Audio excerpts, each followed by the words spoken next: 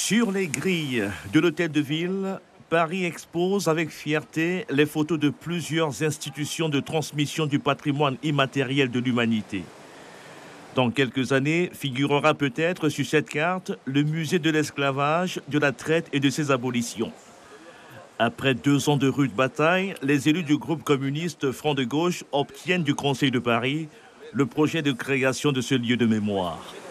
Aujourd'hui, nous avons par exemple, Porte Dorée, le musée de l'immigration. Nous avons à Paris aussi le mémorial de la Shoah, qui est lié justement à toute l'époque de l'extermination des Juifs dans les camps de concentration et tous ces enfants, notamment parisiens, qui ont été déportés. Nous devons avoir la même chose sur la question de l'esclavage, qui a été expressément cité comme un crime contre l'humanité par la loi Taubira. Donc c'est à mon avis quelque chose qui a sa place à Paris et qui permettra à une vraie culture de lutte contre le racisme. Les élus du Conseil de Paris projettent une ouverture du musée de l'esclavage à l'occasion des Jeux Olympiques en 2024. En attendant, ils devront convaincre notamment le gouvernement d'adhérer au projet.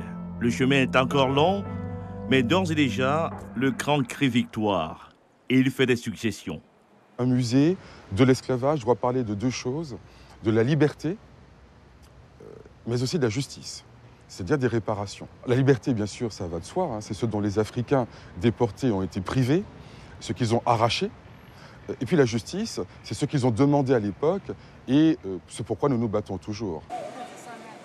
Conscient de la difficulté à trouver dans Paris un bâtiment adéquat pouvant abriter le musée de l'esclavage, le CRAN propose la construction sur la Seine d'un musée flottant. En clair, un bateau fabriqué sur les plans des navires qui transportait les Noirs de l'Afrique jusqu'aux Amériques.